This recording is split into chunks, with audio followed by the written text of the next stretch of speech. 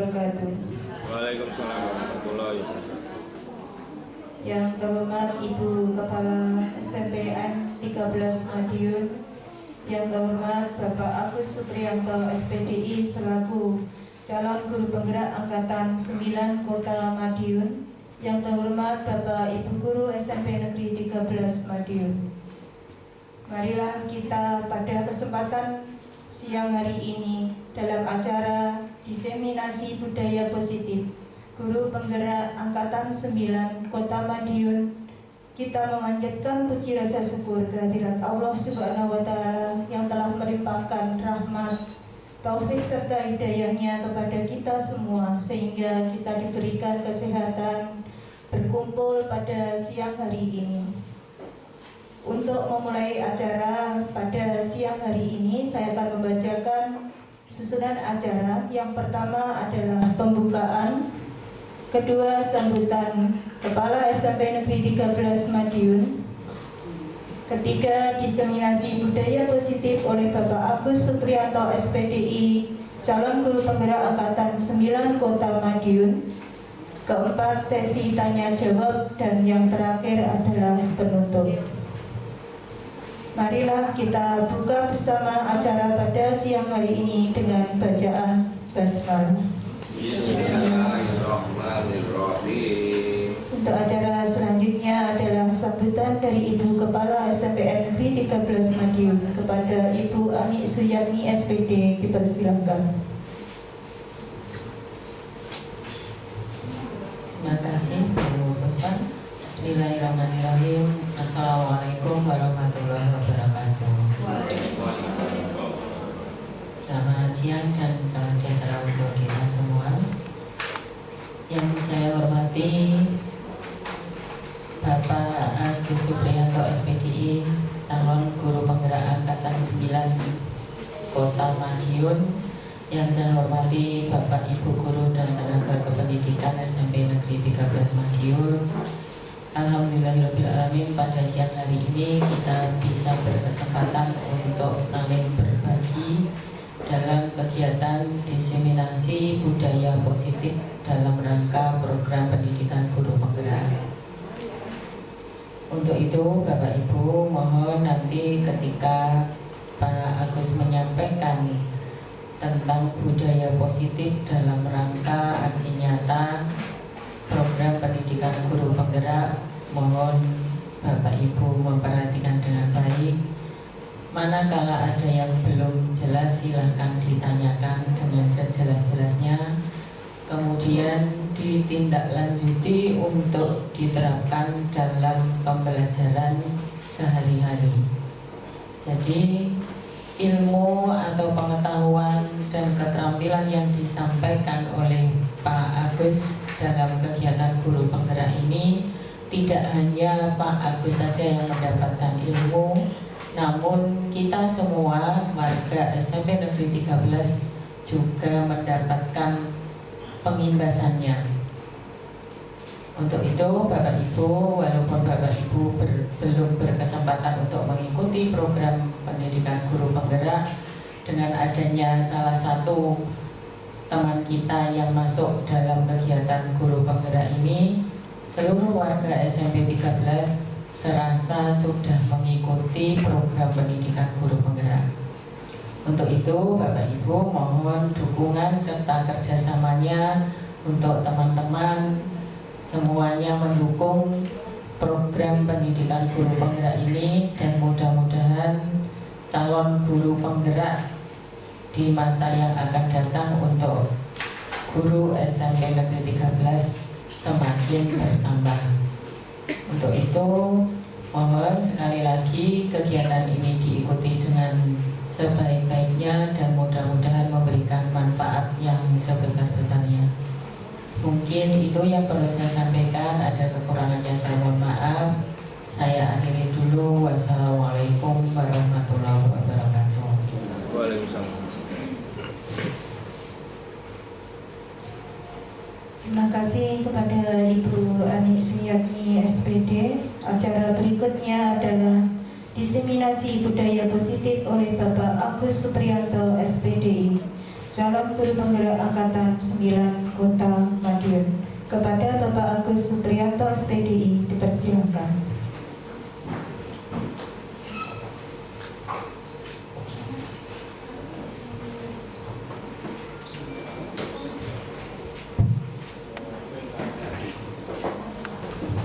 Mohon izin untuk menyampaikan dengan berdiri. Assalamualaikum warahmatullahi wabarakatuh. Waalaikumsalam warahmatullahi wabarakatuh. Bismillahirrahmanirrahim. Alhamdulillahirabbil alamin. Yang saya hormati Ibu Kepala SMP Negeri 13 Madiun, Ibu Ani Sujatmi SPD. Yang saya hormati Bapak Ibu Waka, Bapak Ibu staf, Bapak Ibu karyawan TU, dan Bapak Ibu guru yang saya hormati. Alhamdulillah pada hari ini saya diberikan kesempatan untuk mengibaskan atau kita sharing apa yang sudah saya terima dalam waktu 2,5 bulan ini dalam rangka untuk mengikuti kegiatan guru penggerak. Namun sebelumnya Bapak Ibu, kita tidak usah tegang-tegang nih, biar saya saja yang tegang gitu. Kita santai saja, kita saling sharing apa yang nanti barangkali saya sampaikan kurang lengkap. Ini ada Bapak Ibu yang sudah senior, mungkin informasinya lebih lengkap, nanti saling mengisi. Bapak Ibu yang saya hormati, penyampaian pada siang hari ini barangkali saya awali dari pada tanggal 16 Agustus ya 2024 kemarin. Kita untuk di Kota Madiun calon guru penggerak itu sudah mulai sudah mulai aktif untuk berkegiatan. Kita belajar bersama, tidak seperti yang dibayangkan pelajaran ataupun materi yang disampaikan itu harus betul-betul secara mandiri untuk ditelaah. Jadi dalam waktu 2,5 bulan setiap minggunya ada rukol itu ruang kolaborasi. Jadi ada Zoom begitu, dimulai dari pukul 15 sampai pukul 16 untuk sesi pertama atau kelompok pertama.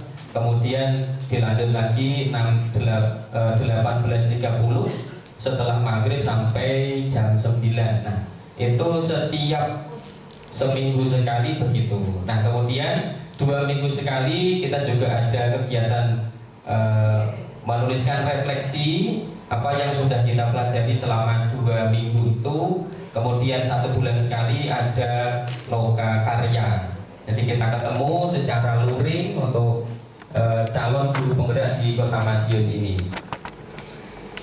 Jadi seperti yang saya sampaikan tadi, tidak seperti yang saya bayangkan. Itu luar biasa Bapak Ibu, menguras tenaga, menguras energi, dengan ditambah kegiatan-kegiatan yang menjadi tugas pokok kita sebagai guru. Kita diamanai juga oleh orang tua untuk membina anak-anak di sekolah ini, saya kira luar biasa.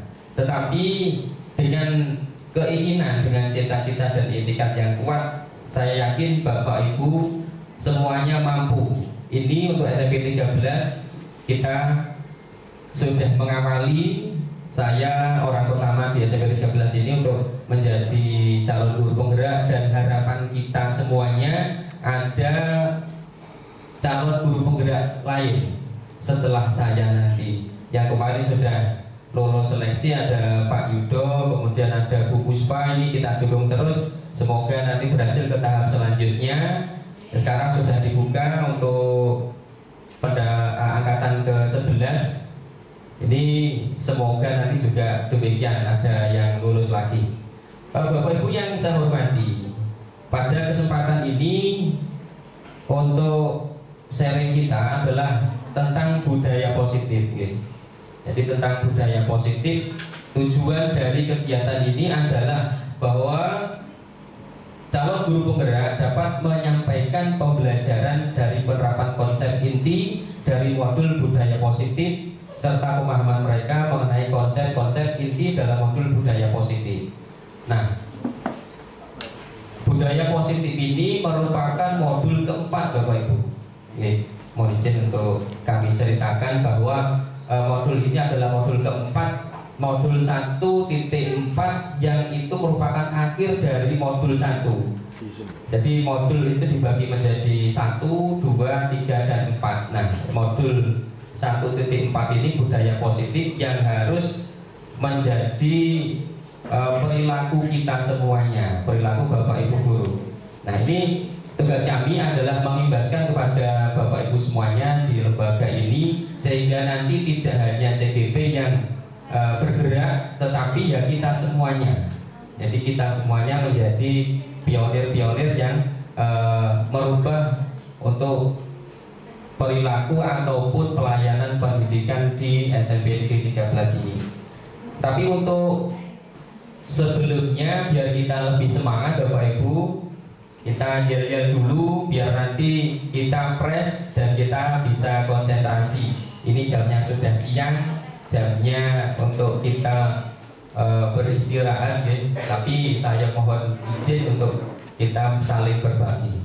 Kita yel-yel dulu Bapak Ibu. Masih ingat ya yel-yel kita? Masih ingat ya? Oke, kalau masih ingat kita yel-yel tanpa latihan karena masih ingat ya. Dengan suara yang keras Bapak Ibu ya, dengan suara yang keras. Saya tadi sudah berulang kali untuk di anak-anak itu mulai pagi sampai akhir itu mencoba untuk memberikan semangat ya, semangat. Anak-anak itu yang kelas 7 ya. Yang kelas 7 itu sudah hafal, sudah di luar kepala. Tapi yang kelas 8, kelas 9 itu ya nyaut ya enggak, ya nyaut ya enggak gitu. Nah, ini barangkali sering disampaikan, seringkali untuk diucapkan atau dipikirkan, sehingga ini menjadi penyemangat kita semuanya. Oke, kita lihat dulu Bapak Ibu. SMP 13 belajar sepanjang hayat, kerja keras, bahagia, galas, semangat yang datang. Oke, terima kasih Bapak Ibu.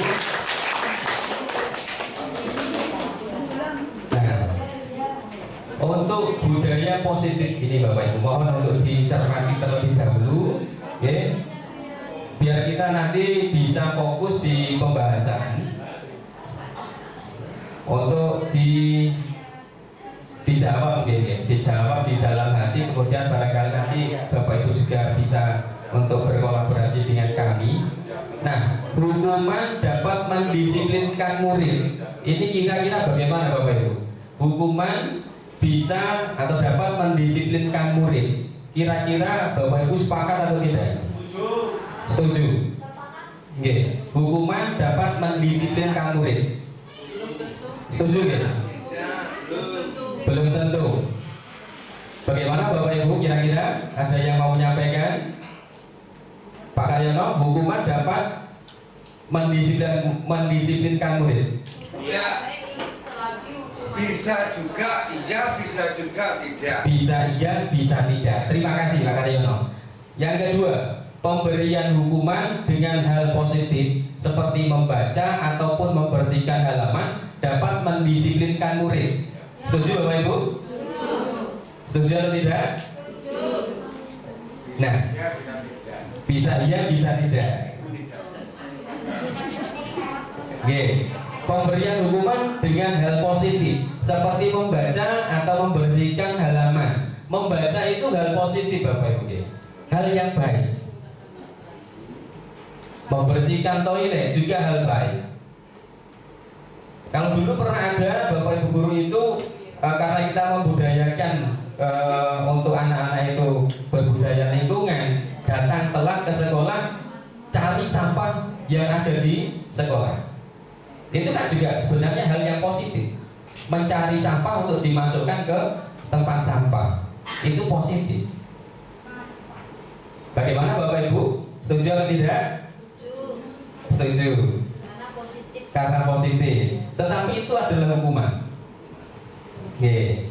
Kemudian pemberian reward dapat meningkatkan motivasi belajar. Jadi kalau misalkan kamu, kita bicara dengan anak ya, kamu dapat nilai 100, nanti tak kasih hadiah. Hadiah uang, hadiah buku, hadiah pujian, apresiasi, ya itu reward. dipuji di depan kelas itu merupakan kebanggaan tersendiri bagi anak. Nah, bagaimana Bapak Ibu? Setuju atau tidak? Setuju. Setuju atau tidak? Setuju. Oke, ini pemantik kita. Nah, agar kita lebih jauh Bapak Ibu, pada kesempatan hari ini saya akan menyampaikan tentang perubahan paradigma belajar. Yang pertama, kemudian yang kedua adalah disiplin positif dan nilai kebajikan universal. Yang ketiga, motivasi, hukuman dan penghargaan yang tadi sudah kita singgung. Kemudian yang keempat adalah kebutuhan dasar manusia. Yang kelima adalah keyakinan kelas, dan terakhir 5 posisi kontrol guru dan restitusi. Itu semuanya adalah modal awal kita untuk bisa fokus bagaimana menciptakan budaya positif di lingkungan sekolah kita. Oke. Ya, kita tidak jarang dalam setiap hari itu menemukan anak yang melanggar, anak yang salah. Entah itu salah di dalam kelas atau di luar kelas, itu ada. Setiap hari kita temukan. Tetapi apakah itu betul-betul sebuah kesalahan yang harus dihukum? Apakah itu bisa ditoleransi? Nah, nanti kita bahas satu persatu.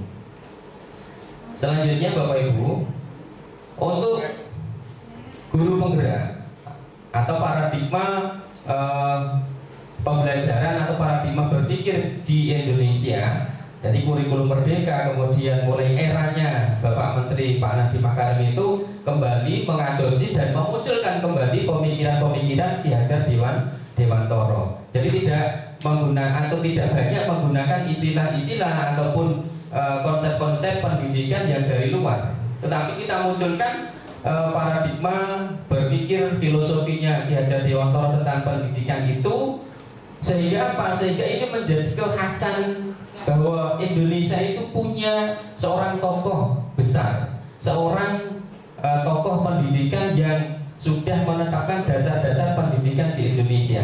Dan ini kalau saya bisa menyebutkan adalah solihun likuli zaman. Artinya itu pantas, sesuai mulai dari zamannya beliau hidup sampai sekarang itu masih bisa diterapkan. Cuman konteksnya ya tentunya sudah berubah Bapak Ibu. Kalau dulu zaman kolonial, kemudian masa era-era awal untuk kemerdekaan, dan sekarang itu sudah jauh melesat, sudah eranya IT, itu tentunya konsep dasarnya bisa dipakai dengan konteks-konteks yang kekinian. Nah, beliau mengatakan bahwa maksud pendidikan itu adalah menuntun. Maksud pendidikan adalah menuntun segala kekuatan kodrat yang ada pada anak-anak agar mereka dapat mencapai keselamatan dan kebahagiaan yang setinggi-tingginya, baik sebagai manusia maupun anggota masyarakat. Yang perlu kita garis bawahi adalah menuntun kekuatan atau menuntun kodrat yang dimiliki oleh anak. Menuntun. Jadi pendidikan itu menuntun. Pendidikan itu tidak kemudian hanya memberi gitu, tapi menuntun. Bagaimana kodrat yang dimiliki oleh anak itu bisa berkembang, kemudian anak ini menemukan keselamatan dan kebahagiaan. Nah, jadi tidak hanya kebahagiaan saja, tapi juga keselamatan. Ini merupakan tujuan dari pendidikan menurut Ki Hajar Dewantoro. Nah, ketika mereka selamat, ketika mereka bahagia, itu akhirnya juga mereka berkembang, bisa memposisikan diri ketika mereka sendiri. Jadi posisi secara individual harus seperti apa, kemudian posisi mereka secara sosial atau di masyarakat.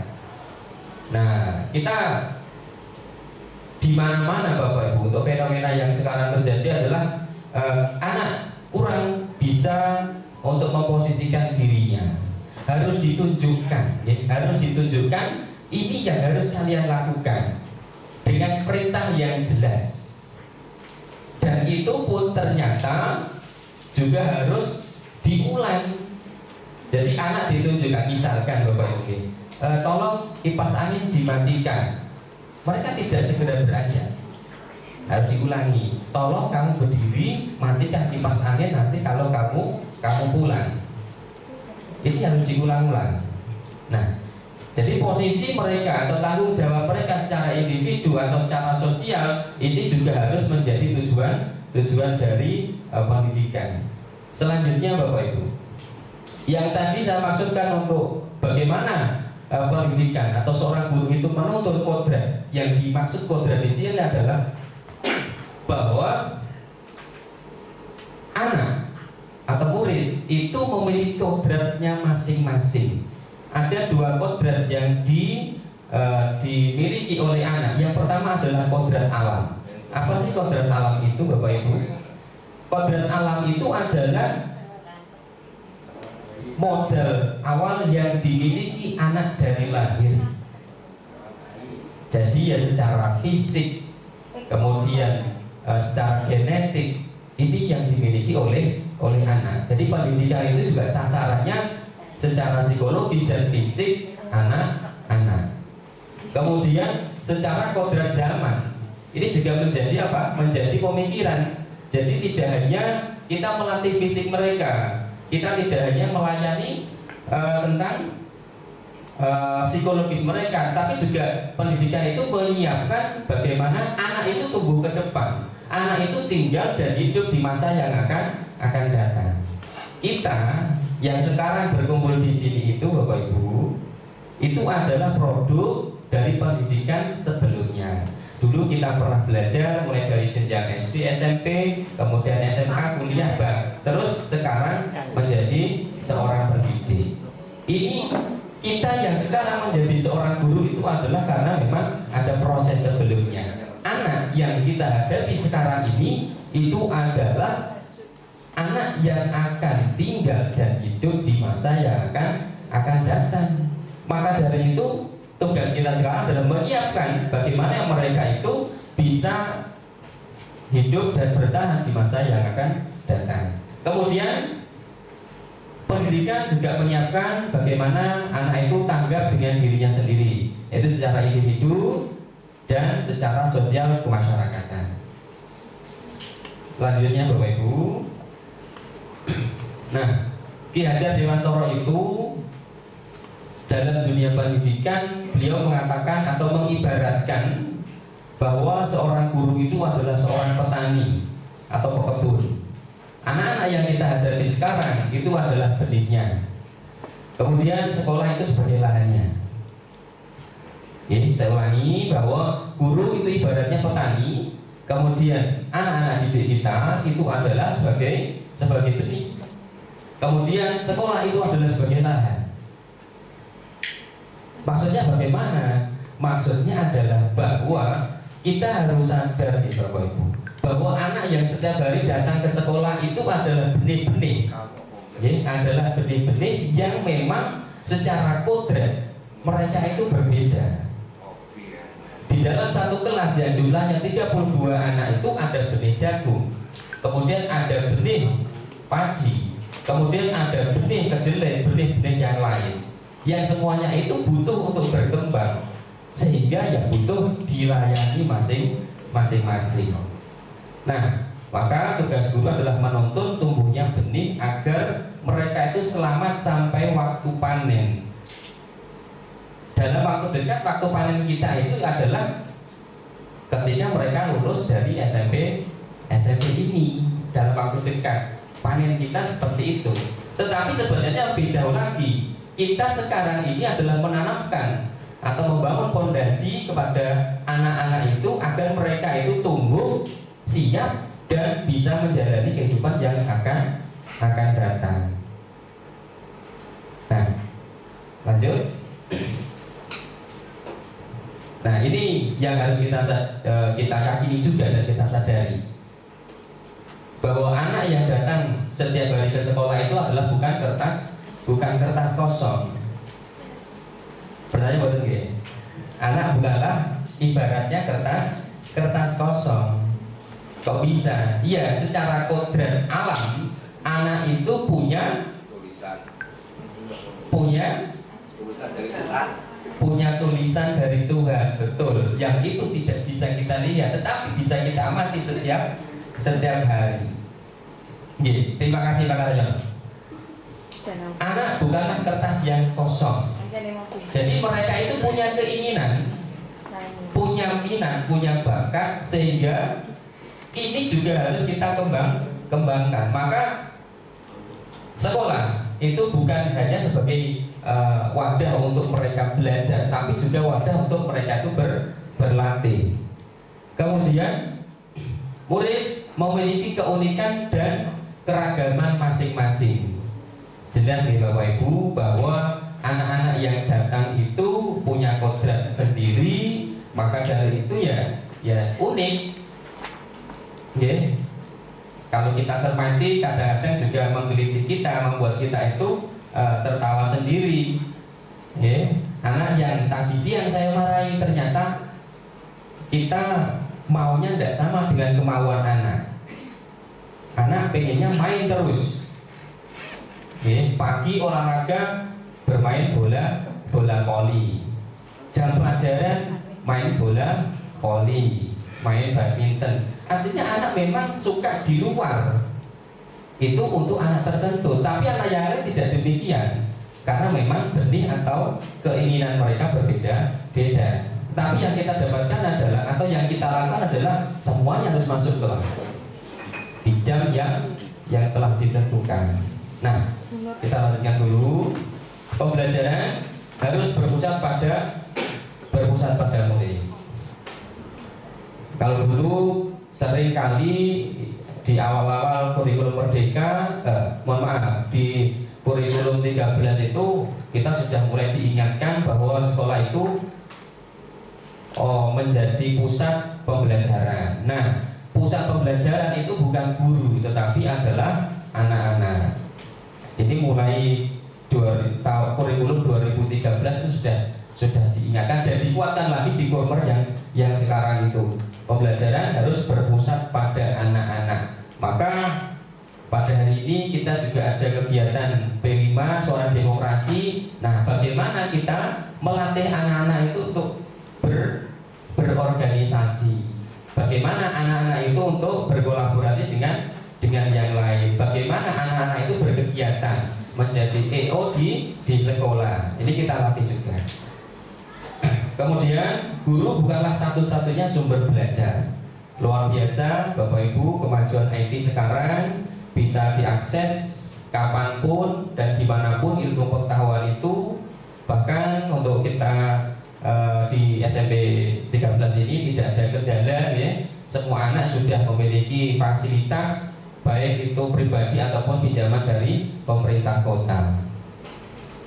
Ini kalau misalkan Bapak Ibu itu memberikan pemantik atau memberikan rangsangan-rangsangan kepada anak, itu luar biasa. Luar biasa berkembangnya, cepatnya mereka itu untuk mendapatkan ilmu pengetahuan. Kemudian tugas guru menuntut dan memberi teladan. Bapak Ibu, tugas guru adalah menuntut dan memberi teladan. Nah, jadi tidak hanya menuntut, memberikan materi di dalam kelas, kemudian melatih anak sesuai dengan bakat dan minatnya, melatih anak untuk berkegiatan, tetapi juga memberi teladan, Bapak Ibu. Nah, ini luar biasa. Memberi teladan ini menjadi poin penting di pemikiran Ki Hajar Dewantara. Nah, masih ingat 3 semboyan Ki Hajar Dewantara, Bapak Ibu? Ing ngarsa sung tulodo, ing madya mangun karsa, tuturi handayani. Nggih. Itu filosofi Jawa, filosofi Ki Hajar Dewantara yang mulai dari kecil ketika saya SD itu sudah hafal, Bapak Ibu. Nggih. Mulai dari kecil sampai sekarang belum besar. Itu sudah mulai dihafalkan. Ternyata apa? Ternyata baru kali ini betul-betul bisa memahami, harus Bapak Ibu, tidak lagi bisa ditawar bahwa guru itu harus bisa memberi teladan. Lanjut Bapak Ibu. Nah, dari bermacam-macam kodrat, bermacam-macam benih, ya, ini ternyata kita di kurikulum Merdeka dan pendidikan di akhir ini sesuai dengan arahan dari Pak Menteri bahwa pembelajaran itu harus berdiferensiasi. Karena memang kebutuhannya berbeda. Jadi anak yang sekarang berada di hadapan kita itu ketika belajar agama, ketika belajar bahasa Indonesia, ketika belajar mapel yang lain, itu belum tentu mereka itu butuh tentang itu. Belum tentu butuh tentang itu. Maka dari itu Bapak Ibu, pembelajaran yang dicanangkan atau diterapkan di kurikulum Merdeka ini adalah pembelajaran yang berdiferensiasi, pembelajaran yang memang dibutuhkan untuk kehidupan anak-anak. Maka kemarin kita ada ANBK assessment berbasis nasional itu. Kemudian juga ada latihan-latihan mandiri, latihan-latihan yang melalui PMM itu. Nah, tujuan akhirnya apa Bapak? Tujuan akhirnya adalah bahwa anak itu betul-betul bisa kembali kepada nilai-nilai Pancasila. Maka ada P5. Ada P5. Jadi nilai-nilai yang terkandung di dalam Pancasila itu menjadi ruh, menjadi dasar, menjadi pedoman bagaimana pendidikan itu dilaksanakan. Nah, profil pelajar Pancasila itu apa Bapak Ibu? Yang pertama adalah beriman, bertakwa kepada Tuhan Yang Maha Esa dan berakhlak mulia. Yang kedua, berkebinekaan global. Yang ketiga adalah bergotong royong. Yang keempat kreatif, kemudian bernalar kritis, dan yang terakhir adalah mandiri. Tujuan akhirnya anak demikian. Apakah bisa Bapak Ibu kita mewujudkan itu? Bismillah, bisa. Jadi kita harus optimis Bapak Ibu ya. Jadi harus optimis. Sulit, ya. Tantangan, pasti Bapak Ibu. Jadi pasti ada tantangan, ada halangan. Nah, tinggal bagaimana kita itu betul-betul bisa memulai, bisa memberikan pelayanan pembelajaran yang mengarah kepada nilai-nilai yang dimaksud oleh profil pelajar Pancasila. Nah, mohon untuk dicermati Bapak Ibu 4 poin ini. Miskonsepsi tentang teori kontrol. Namanya miskonsepsi, jadi kesalahan konsep, salah paham tentang konsep bagaimana teori kontrol itu. Sekolah itu punya aturan, dan setiap lembaga pasti punya aturan, punya tata tertib. Nah, ilusi guru mengontrol murid. Ilusi guru mengontrol murid. Ilusi bahwa semua penguatan positif efektif dan bermanfaat. Seperti tadi ada reward, ada apresiasi, ada penghargaan, itu penguatan positif. Jadi kalau anak itu punya prestasi kemudian diberikan penghargaan, ternyata itu ilusi Bapak Ibu. Saat ini iya, nanti kalau kamu menang tak kasih tambahan hadiah. Anak berpacu terus, dia berlomba-lomba, latihan terus. Pokoknya yang ada di dalam keinginan dan pikirannya adalah untuk menang, untuk berhasil. Karena apa? Tujuan atau keinginannya adalah untuk reward. Tapi ternyata menurut tokoh-tokoh besar itu adalah ilusi. Kemudian kritik dan membuat orang merasa bersalah dapat menguatkan karakter. Kritik dan membuat orang merasa bersalah dapat menguatkan karakter. Bagaimana Bapak Ibu? Kritik dan membuat orang merasa bersalah dapat menguatkan karakter. Jadi kalau orang itu dikritik, diberikan saran,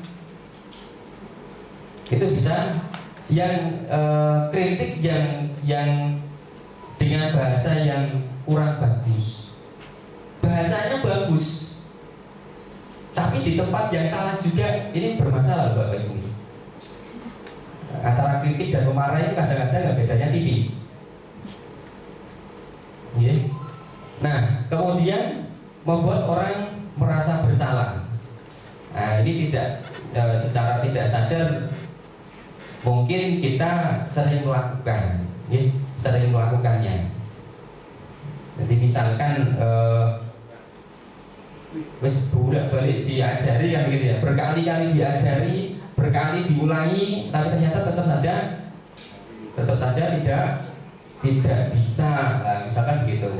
Ini juga kata-kata yang sebenarnya biasa tetapi sebenarnya tidak menguatkan karakter mereka. Kemudian untuk yang keempat adalah ilusi bahwa orang dewasa memiliki hak untuk memaksa. Ini secara fisik, secara kemampuan, kemudian dalam berbagai hal tentunya kita itu lebih dari anak-anak. Jadi kemampuan kita untuk memaksa mereka ini lebih besar. Dalam waktu dekat bisa Bapak Ibu dilaksanakan dan anak pasti akan menurut. Tetapi dalam jangka panjang itu sebenarnya salah. Kita lanjutkan. Oke, kita lanjutkan. Ada stimulus, respon dan teori kontrol Bapak Ibu. Mana yang benar atau mana yang lebih tepat gitu. Realitas, ini menurut teori stimulus respon bahwa realitas atau kebutuhan kita itu adalah sama. Tetapi kalau teori kontrol itu realitas kebutuhan kita berbeda-beda. Kemudian semua orang melihat hal yang sama. Setiap orang memiliki gambaran yang berbeda. Kemudian kita mencoba mengubah orang agar berpandangan sama dengan kita. Kita mencoba untuk mengubah pandangan orang itu sama dengan pandangan kita. Kalau kita punya konsep A, maka orang lain harus juga A. Kalau kita bilang B, orang lain juga harus sama dengan kita. Ini kita berusaha untuk memahami pandangan orang lain tentang dunia. Jadi sangat berbeda. Kalau respon, stimulus respon itu mengatakan bahwa orang harus sama dengan kita, tapi kalau teori kontrol itu kita memahami mereka, bagaimana pandangan mereka terhadap kehidupan itu. Kemudian orang lain bisa mengontrol saya. Jadi teori stimulus respon mengatakan bahwa orang lain bisa mengontrol saya dan sebaliknya hanya Anda yang bisa mengontrol diri sendiri.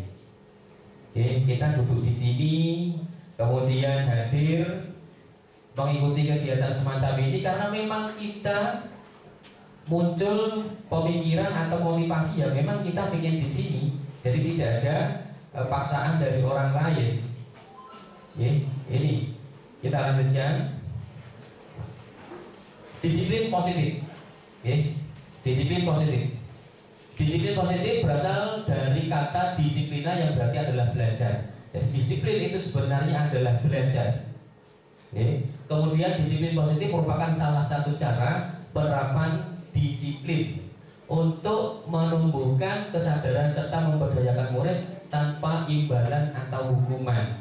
Jadi yang harus dimunculkan bahwa anak itu betul-betul sadar melakukan hal yang kita inginkan atau diinginkan mereka itu tanpa paksaan, tanpa dorongan dari luar.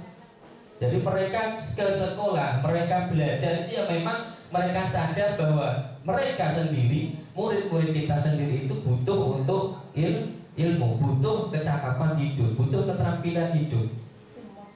Jadi bukan apa? Bukan karena paksaan dari orang tua harus sekolah atau ancaman dari bapak ibu guru awas kalau besok tidak masuk. Jadi bukan karena itu, tapi karena memang mereka pengen ke sekolah ya karena dirinya sendiri.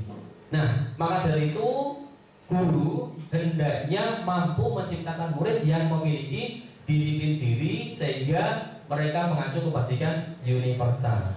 Ada kebajikan, ada nilai-nilai kebaikan yang memang itu berlaku untuk semuanya. Kita lanjutkan.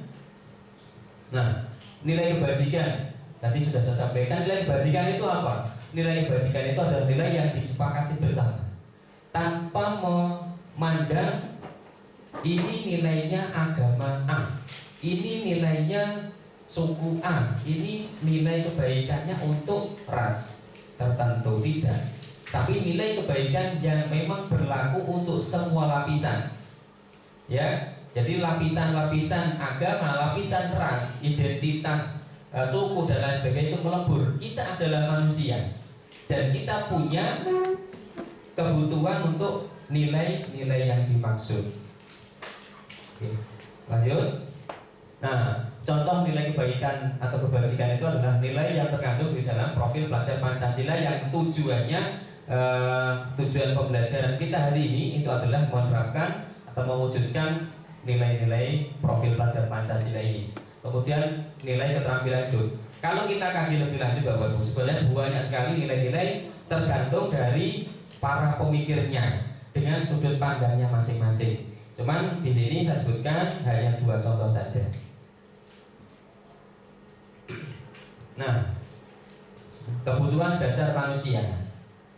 Orang melakukan kegiatan, kemudian motivasinya apa, alasannya apa, ternyata itu didasari oleh keinginan, kebutuhan dasar mereka. Nah, kebutuhan dasar manusia adalah segala sesuatu yang dilakukan manusia untuk mendapatkan apa yang diinginkan. Ada berapa Bapak Ibu? Nah, kebutuhan dasar manusia itu ada 5. Yang pertama adalah kebutuhan untuk bertahan hidup. Contohnya adalah kebutuhan tentang sandang, pangan, rumah, kemudian pakaian. Yang kedua adalah kebutuhan tentang kasih sayang, kemudian kebutuhan tentang penguasaan. Penguasaan itu bagaimana Bapak Ibu? Penguasaan itu adalah kebutuhan harga diri. Ada pengakuan dari orang lain. Saya melakukan ini karena memang saya harus menjaga martabat dan harga diri saya. Nah, kemudian rasa dianggap, rasa dipedulikan. Nah, kita repot Bapak Ibu kalau misalkan kita hadir di sini dan ternyata kita diacuhkan oleh semua yang hadir di sini. Jadi itu kebutuhan Bapak Ibu, kebutuhan untuk kita dipedulikan atau diperhatikan oleh orang lain. Nah, ini misalkan 3 orang Bapak Ibu, anak-anak ini perlu dikembangkan dan diberi pengertian. Jadi kalau sudah jalan pegang HP-nya, dia sibuk dengan HP-nya. Sedangkan apa? Sedangkan ada Bapak Ibu guru yang berada di sebelahnya. Mereka tidak menyapa, mereka tidak berjabat tangan, mereka tidak menoleh kanan dan kirinya. Bahkan sampai menabrak pun mereka hanya ambil HP-nya kemudian jalan lagi. Nah, ini pengakuan terhadap orang lain. Kemudian kebutuhan tentang kebebasan. Jadi kebutuhan tentang kebebasan. Jadi tadi kita sudah menyinggung, sudah membahas bahwa orang dewasa memang bisa memaksa, Bapak Ibu guru memang bisa memaksa besok kerjakan tugasnya harus selesai, besok harus dikumpulkan, memang bisa. Tetapi kita juga harus menyadari bahwa anak itu pengen sebenarnya bebas. Kemudian kadang-kadang ada guyonan, nggak usah ada PR sajalah. Pak, kalau nggak ada PR, anak semena-mena, anak semaunya sendiri. Nah, ini tergantung bagaimana kita mengemas anak itu tetap harus belajar. Kemudian nilai yang kelima adalah kesenangan. Jadi jangan sampai sekolah itu melupakan kesenangan. Sekolah adalah tempat yang nyaman, sekolah adalah tempat yang ramah, aman untuk suasana belajar. Ini kebutuhan diantaranya adalah bermain, tertawa, humor, dan antusiasme. Kita lanjutkan. Nah, motivasi perilaku manusia. Kalau sudah ada kebutuhan dasar, kita sudah pahamkan kebutuhan dasar yang 5 itu, maka ada motivasi. Kita melakukan pembelajaran, kita belajar, kita melakukan tindakan, itu ada motivasinya. Yang pertama adalah menghindari hukuman, dan yang kedua adalah mendapatkan imbalan, dan yang ketiga adalah menghargai diri. Yang nomor 1 dan 2 itu adalah motivasi dari luar, ekstrinsik, dan yang kedua adalah bagian dari menghargai diri itu dari intrinsik. Ini Bapak Ibu yang harus kita tajamkan. Jadi anak-anak itu betul-betul melakukan belajar, melakukan tindakan itu ya karena motivasi dirinya sendiri. Bukannya salah, untuk yang pertama dan kedua, tetapi dalam jangka panjang itu kurang tepat. Nah, kaitannya dengan yang tadi, kaitannya dengan motivasi, kaitannya dengan aturan atau tertib, tentunya tidak lepas dari itu ada hukuman. Ada hukuman, ada konsekuensi, dan ada restitusi. Yang pertama adalah hukuman. Nah, hukuman itu biasanya searah. Biasanya adalah searah. Artinya apa? Ketika Bapak Ibu guru itu menangkap anak yang tidak tertib, pasti akan diberikan hukuman, diberikan teguran. Artinya searah. Ada perasaan tidak nyaman bagi anak. Kemudian ini berupa fisik dan psikis. Nah, kalau konsekuensi bagaimana? Konsekuensi itu ada kecenderungan untuk ada kesepakatan. Kalau kamu melanggar, kamu bagaimana? Konsekuensinya apa?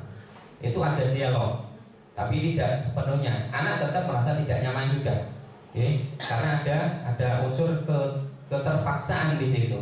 Nah, yang sekarang kita galakkan adalah restitusi. Ketika anak melanggar, anak merasa anak melakukan kesalahan, maka kita berikan kesempatan untuk mereka memperbaiki diri sendiri. Oke. Nah, kita lanjutkan Bapak Ibu, berkaitan dengan tata tertib, ada hukuman dan ada konsekuensi. Nah, ini minta responnya. Yang pertama, ini termasuk bagian dari hukuman atau konsekuensi. Mencatat 100 kali di dalam buku kalimat, saya tidak akan terlambat lagi. Ini hukuman atau konsekuensi Bapak Ibu? Hukuman. Mencatat sampai 100 kali.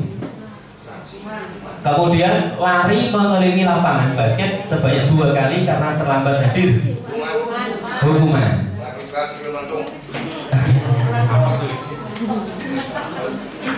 Malah parah ya. Kemudian membersihkan coretan yang dibuatnya di meja tulis.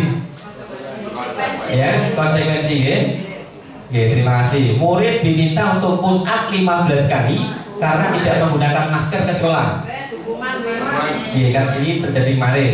Kemudian menggantikan kertas tugas temat yang telah dicoret-coret. Konsekuensi. Jadi ada hukuman, ada konsekuensi. Nah, konsekuensinya bisa tarik ulur, ada kesepakatan, ada dialog antara guru dan murid. Oke, kita lanjut. Nah, sekarang posisi kita bagaimana? Posisi Bapak Ibu guru terkait dengan aturan sekolah, tata sekolah itu bagaimana? Kita sebagai guru itu punya 5 posisi kontrol.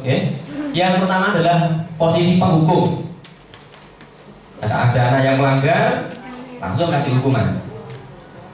Nah, kemudian pembuat rasa bersalah. Yang ketiga adalah posisi kita sebagai posisi teman, kontrol sebagai teman. Yang keempat adalah posisi pemantau, dan yang terakhir adalah posisi manajer. Nah, kita lanjutkan Bapak Ibu. Nah, ini contohnya, contoh penerapan ketika kita di sekolah ya. Berdiri, ini contoh kasusnya adalah anak yang tidak lengkap atributnya ketika upacara bendera. Nah, yang pertama, berdiri menghormat bendera selama 1 jam. Ini posisi menghukum. Posisi hukum langsung aja diberikan hukuman atau diberi sanksi yang tertera. Kemudian posisi membuat rasa bersalah biasanya dengan kata-kata. Biasa dengan kata-kata. Sudah sering Bapak bilang, kamu selalu mengecewakan saya. Sudah saya ulang-ulang materinya, tetap aja kamu tidak bisa. Bocah kan begitu. Nah, ini pembuat rasa bersalah. Kemudian contoh yang ketiga adalah posisi kita sebagai teman. Posisi kita sebagai teman. Nah, tolong bantu Bapak ya, besok pakai seragam yang benar. Karena kalau kamu tidak pakai seragam, Bapak juga kena teguran dari kepala sekolah. Jadi tolong bantu Bapak. Ini posisi kita sejajar. Kita sejajar dengan anak. Kemudian yang keempat adalah posisi pemantau. Kamu contohnya begini, kamu tahu bahwa ini salah. Kamu tahu konsekuensinya. setelah ini beri atribut di kopsis, besok jangan diulangi lagi. Nah, ini posisi pemantau. Yang terakhir adalah posisi manajer. Nah, apakah kamu tahu kesalahanmu? Apakah kamu mau memperbaikinya? Bagaimana cara kamu memperbaikinya? Nah, ini posisi manajer. Nah, kita lanjutkan Bapak Ibu ya. Kemudian keyakinan kelas. Salah satu untuk bagaimana kita menciptakan budaya positif di sekolah adalah kita membuat keyakinan kelas. Kenapa tidak cukup aturan saja ya? Kita sudah ada aturan kelas, ada aturan sekolah, kenapa harus ada keyakinan kelas? Atau apa sih yang dinamakan dengan aturan kelas, keyakinan kelas itu? Sebelumnya Bapak Ibu, untuk kalimat pemantiknya adalah mengapa kita memiliki peraturan tentang penggunaan helm pada saat mengendarai kendaraan roda 2 atau motor? Kenapa Bapak Ibu memakai helm ketika naik sepeda motor? Safety, untuk keamanan. Itu aturannya, Bapak. Ya, Bung ya. Aturannya adalah memakai helm. Kenapa kita harus memakai helm? Untuk keamanan, untuk keselamatan. Yang kedua, mengapa kita memiliki peraturan tentang penggunaan masker? Kenapa Bapak Ibu? Kenapa ada aturan harus pakai masker, harus cuci tangan? Itu kenapa kira-kira? Atau nilainya apa? Untuk menjaga kesehatan. Nah, untuk keyakinan kelas itu adalah nilai-nilai kebajikan yang universal. Tadi ada keselamatan, tadi ada kesehatan, untuk safety. Nah, itu adalah nilainya yang itu semuanya disepakati orang manapun, disepakati orang agama apapun. Nah, ini nilai-nilai ini yang harus dimunculkan di dalam kelas kita. Kemudian pembentukan keyakinan kelas, karena keyakinan kelas tadi hanya ada 2 atau 1 kalimat begitu, bahkan ada juga 1 kata.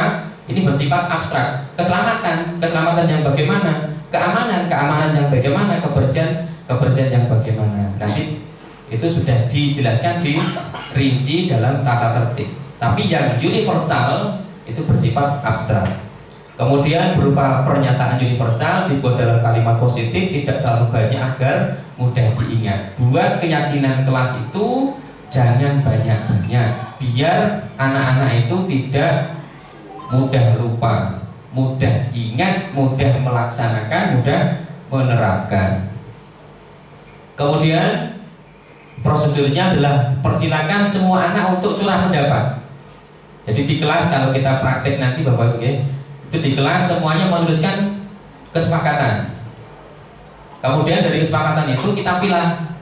Kita pilih mana yang sama berarti kita ambil 1 saja. Kemudian dikaji ulang, kaji ulang agar apa? Agar betul-betul tersarikan. Ini penting sekali, ini tidak. Ini hampir sama nilainya. Kemudian yang terakhir adalah letakkan di tempat yang mudah dijangkau atau dibaca. Nah, ini contohnya Bapak Ibu, contoh untuk penyusunan keyakinan kelas. Ini sudah saya upload di YouTube. Linknya sudah saya sampaikan di grup kita. Monggo nanti dicermati. Step-stepnya sudah saya masukkan di situ.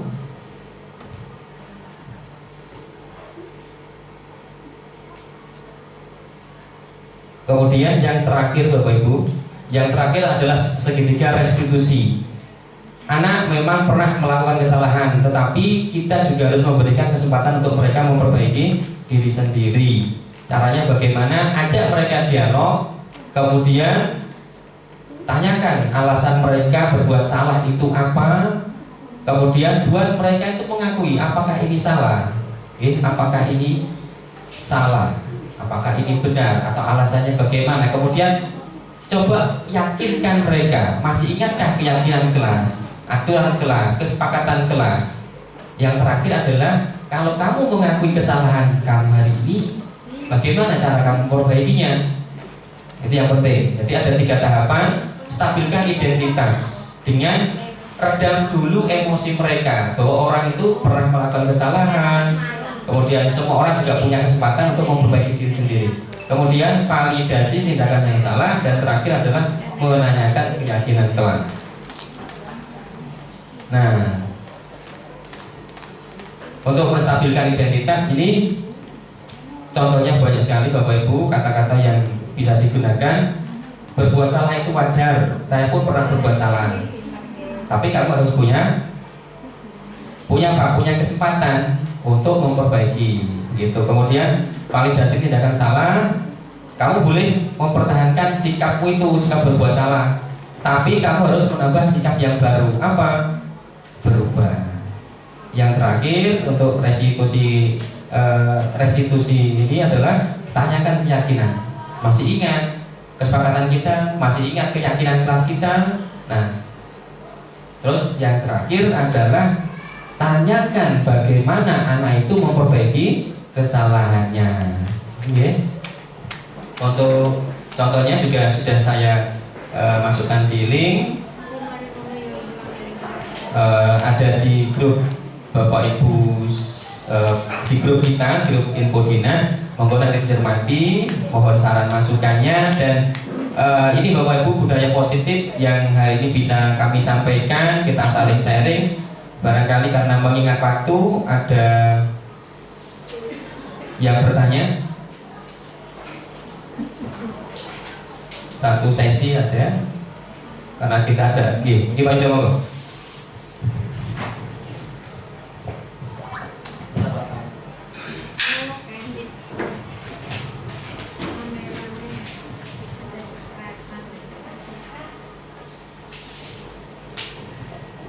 Assalamualaikum warahmatullahi wabarakatuh.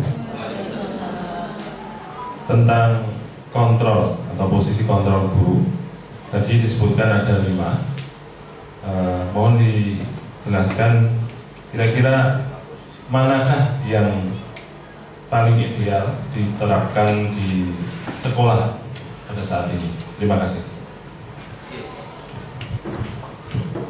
Terima kasih Pak Ido atas pertanyaannya. Kita masih ingat posisi kontrol guru ada 5. Yang pertama penghukum, pembuat rasa bersalah, kemudian posisi kita sebagai teman, yang keempat adalah pemantau, dan yang kelima adalah manajer.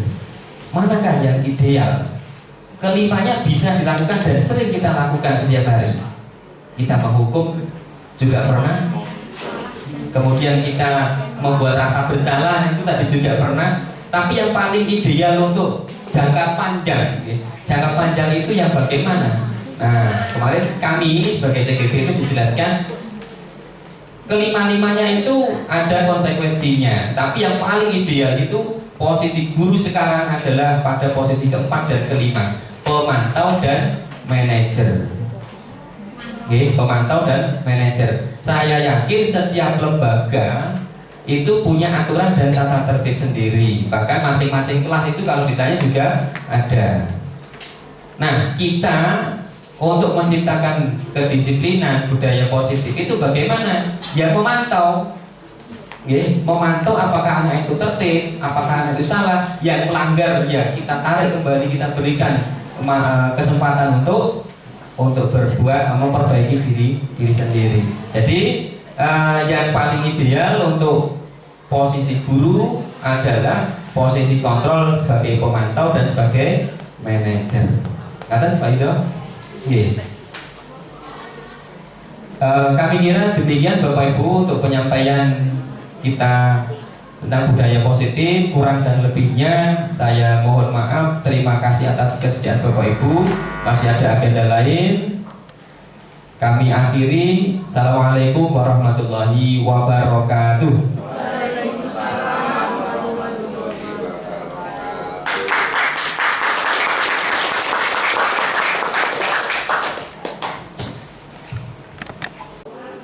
Terima kasih kepada Bapak Agus Supriyanto SPDI yang telah melakukan diseminasi budaya positif. Semoga apa ilmu yang sudah disampaikan kepada kita tentang budaya positif bisa menginspirasi Bapak Ibu semuanya. Untuk sesi yang terakhir adalah penutup. Marilah kita tutup kegiatan diseminasi budaya positif oleh Bapak Agus Supriyanto SPDI sebagai calon guru penggerak Angkatan 9 Kota Madiun pada siang ini dengan bacaan hamdalah. Alhamdulillah. Berkata, wassalamualaikum warahmatullahi wabarakatuh.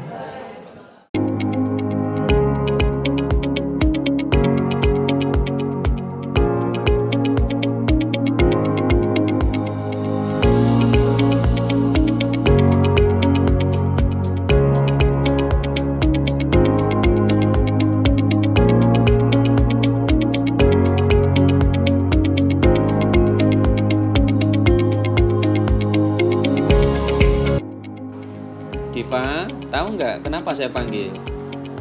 Tahu Pak. Betul tidak tahu? Coba diingat kenapa atau apa yang pernah kamu lakukan sehingga kamu saya panggil. Saya nggak tahu Pak. Tidak tahu. Saya dapat laporan dari beberapa guru kamu itu sering meninggalkan jam pelajaran, izin ke toilet tapi ternyata malah pergi ke kantin. Betul apa tidak? Enggak Pak. Tidak betul. Ada beberapa teman kamu yang mengatakan juga demikian. Ada guru, ada teman. Itu betul nggak kira-kira? Enggak. Tidak betul. Saya nggak pernah keluar kelas. Tidak pernah keluar kelas ya. Nah, gini Diva ya. Orang itu dalam melakukan kebaikan ada prosesnya. Pernah melakukan kesalahan besar ataupun kecil, semua orang pasti pernah melakukan kesalahan. Besar ataupun kecil, semua orang pasti pernah melakukan kesalahan. Bagaimana? Mana yang betul, kata-kata kamu ini atau berita dari guru dan dari teman kamu meninggalkan kelas itu? Gimana? Iya benar Pak infonya. Berarti kamu memang sengaja meninggalkan jam pelajaran untuk ke kantin. Iya. Nah, kamu masih ingat aturan sekolah? Iya Mas. Gimana? Menghormati guru dan mengikuti pelajaran dengan baik. Harus menghormati Bapak Ibu guru, mengikuti tata tertib, belajar di kelas dalam kondisi yang baik-baik saja. Oke ya. Kamu salah apa tidak seperti ini? Iya Pak, salah Pak. Salah ya? Iya. Mau nggak kamu memperbaiki kesalahan kamu? Mau Pak. Gimana caranya? Tidak akan mengulangi kesalahan yang sama. Terus saya akan juga minta maaf kepada guru dan teman-teman dan belajar dengan baik. Belajar dengan baik, jangan diulangi. Ya. Setelah ini kamu harus menemui Bapak Ibu guru untuk Minta maaf. Harus berjanji juga untuk memperbaiki kesalahan. Betul ya Diva ya? Iya Pak. Jangan diulangi ya. Iya. Oke.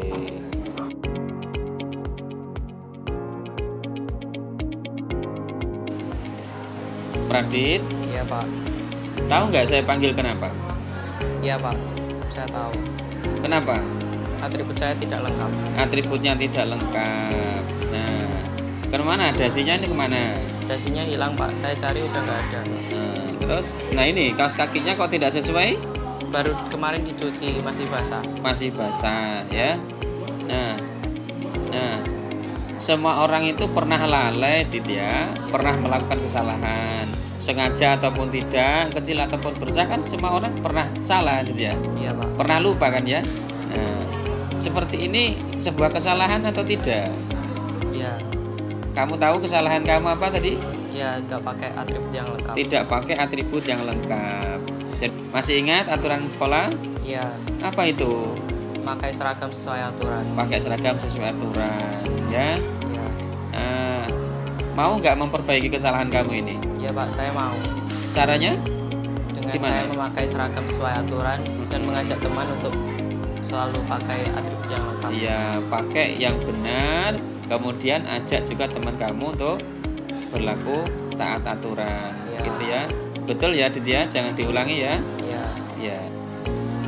Ketika saya dipanggil Pak Agus, saya merasa takut karena telah melanggar aturan kelas, yaitu meninggalkan kelas untuk pergi ke kantin. Sekarang saya tidak takut, saya malah senang karena diajak untuk memperbaiki kesalahan saya tanpa ada paksaan atau tekanan dari orang lain. Ketika saya dipanggil Pak Agus, saya takut karena telah melanggar aturan sekolah, yaitu tidak menggunakan atribut yang lengkap.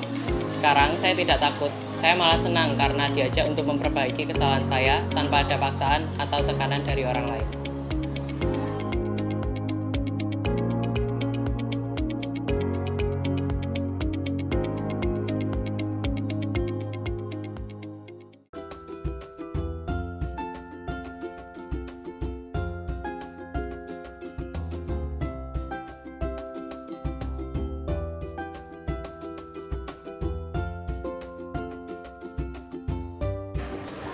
Assalamualaikum warahmatullahi wabarakatuh. Waalaikumsalam warahmatullahi wabarakatuh.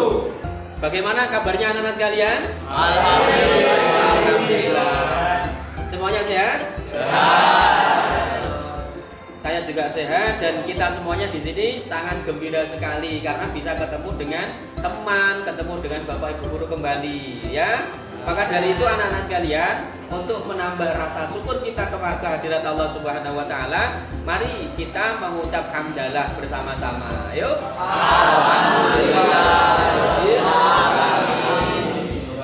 Anak-anak sekalian, biar kita selama pembelajaran ini, ya, dalam waktu 1 tahun ini kita disiplin, kemudian penumbuhan karakternya bagus, maka kita harus ada kesepakatan dalam kelas, ya, kesepakatan dalam kelas, ada aturan ke kelas, ya, ada aturan kelas, ada kesepakatan kelas, yang itu semuanya arahnya adalah menjadi keyakinan kelas, ya, menjadi keyakinan kelas, menjadi nilai-nilai yang harus kita pegang setiap saat, baik di dalam sekolah ataupun di luar sekolah.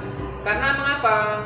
Karena nilai kepribadian seseorang itu ditentukan berdasarkan karakternya, begitu ya. Nah, kita bisa menilai baik kalau memang karakternya baik. Kalau perilakunya buruk, maka penilaian seseorang bisa dinilai menjadi buruk. Nah, kegiatan kita hari ini adalah untuk membuat kesepakatan kelas yang akhirnya nanti menjadi keyakinan kelas. Sudah siap anak-anak sekalian? Sudah siap? Nah, Bapak akan membagikan kartu, ya, flip chart yang masing-masing anak nanti akan menuliskan apa yang harus dilakukan dalam kegiatan belajar mengajar kita 1 tahun ini.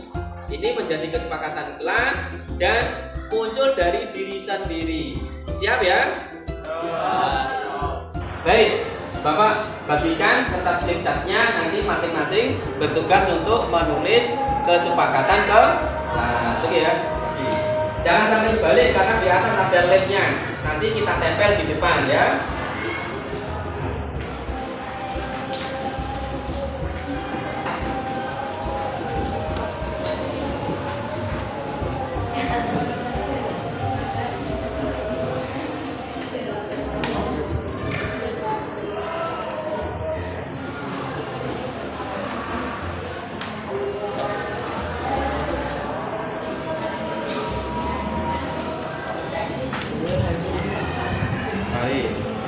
Jangan sampai kebalik ya. Di atas ada labnya.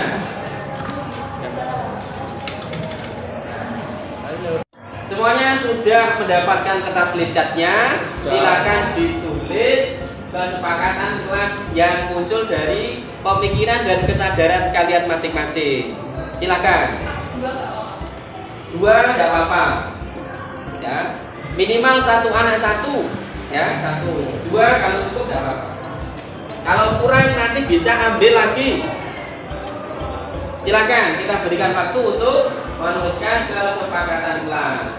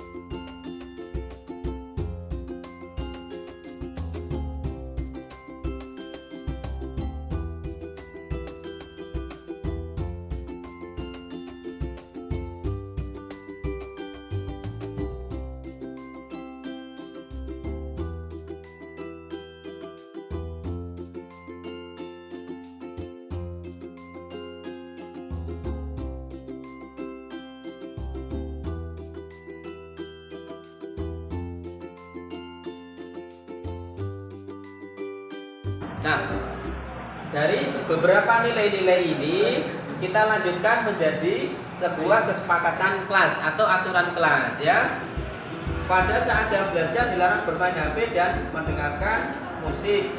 Atau saat guru menjelaskan dilarang tidur. Berarti kita sepakati menjadi kalimat dilarang bermain HP saat jam pelajaran. Yang kedua, dilarang membuang sampah di dalam kelas. Dilarang buang sampah di. Nah, berarti dilarang membuang sampah sembarangan. 3,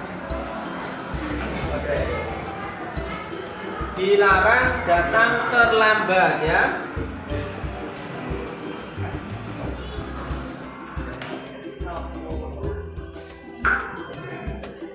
Yang keempat,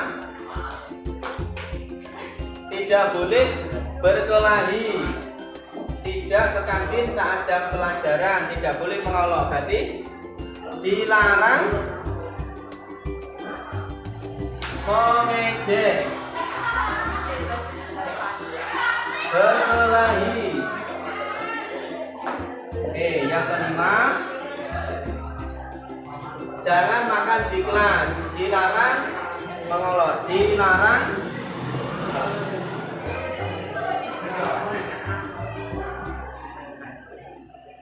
oke ya.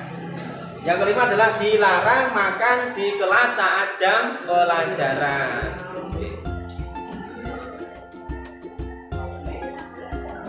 Dari kata-kata yang masih bersifat negatif, berkonotasi negatif, kita rubah menjadi kalimat yang positif. Yang pertama, dilarang bermain HP atau Chromebook saat jam pelajaran. Kalimat positifnya adalah menggunakan HP saat diperlukan. Gunakan HP saat diperlukan. 2, dilarang membuang sampah sembarangan. Positifnya adalah buang sampah pada tempatnya. Tempatnya. 3, dilarang datang terlambat. Masuk kelas tepat waktu.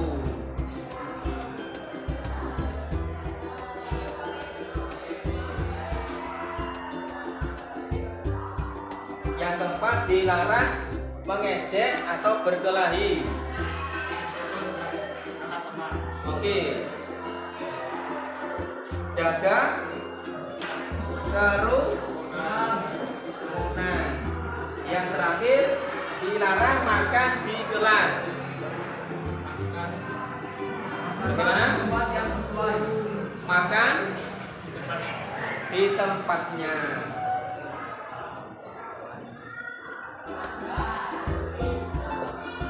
Tahu tempatnya. Baik, ini adalah kalimat yang sudah positif. Oke ya. Baik, ya. Kita ubah kalimat yang sudah positif menjadi kalimat keyakinan kelas. Kita ambil atau kita gali nilainya. Gunakan HP saat diperlukan. Nilainya adalah baik, ketertiban. Terus buang sampah pada tempatnya. Ketertiban masuk.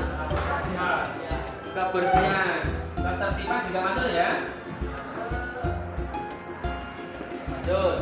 Masuk kelas tepat pada waktunya. Tepat waktu disiplin. Terus jaga kerukunan, tidak boleh berkelahi. Apa? Menghargai. makan di kantin atau tempatnya makan. Jadi masuk ketertiban, masuk ya? Disiplin juga masuk ya? Nah, berarti dari 5 nilai yang sudah positif ini muncul 4 nilai keyakinan ketertiban, kebersihan, disiplin, dan menghargai. Baik ya. Jadi ada 4 nilai keyakinan kelas kita. Silakan dituliskan di sini, kemudian nanti ditempel dan dimasukkan di dalam bingkai yang kita tempelkan di depan. Oke ya. Ada 4 nilai. Yang pertama adalah ketertiban, kemudian kebersihan, disiplin, dan menghargai. Silakan dituliskan.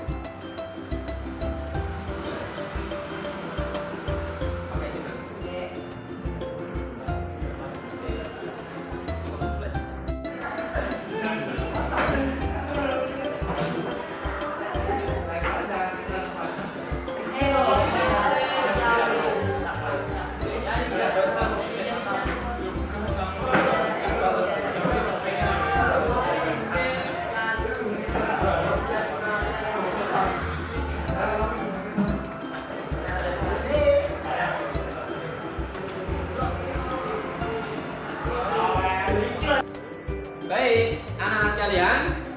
Nah, kita pada fase yang terakhir ya, yaitu apa? Keyakinan kelas. Jadi semuanya sudah kita rumuskan bersama. Keyakinan kelas 9B. Yang pertama adalah ketertiban. Yang kedua adalah disiplin. Ketiga, keempat, kebersihan. Nah, itu keyakinan kelas kalian. Dimanapun kalian berada, maka harus menjaga 4 nilai yang baik ini. Bisa dipahami? Bisa dilaksanakan? Tidak dengan terpaksa? Oke, bagus. Ini kita sepakati dan menjadi nilai kelas sendiri. Nah, silakan secara bergantian tulis nama dan tanda tangan di sini. Dimulai dari sini, Mas. Ayo.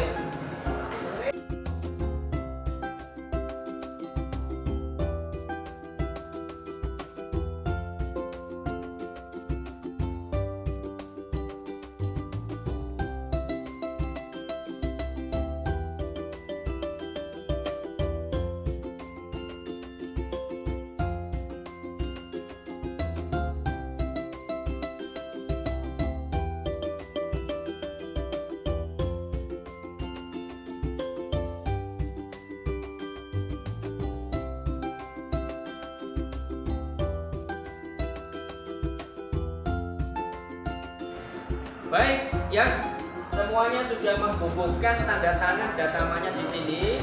Berarti ini tidak menjadi keterpaksaan, ya. Muncul dari dalam diri sendiri. Kemudian kita sepakati nilai keyakinan kelas 9B. Yang pertama yaitu ketertiban, 2 disiplin, 3 menghargai, 4 kebersihan. Dimanapun kalian berada, di sekolah, di kelas, di rumah, 4 nilai baik ini harus menjadi nilai luhur kalian. Paham ya? Oke,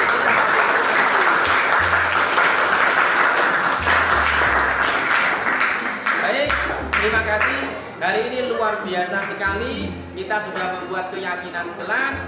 Semoga kita dimudahkan untuk melaksanakan dan kalian semuanya menjadi anak-anak yang baik. Terima kasih. Assalamualaikum warahmatullahi wabarakatuh.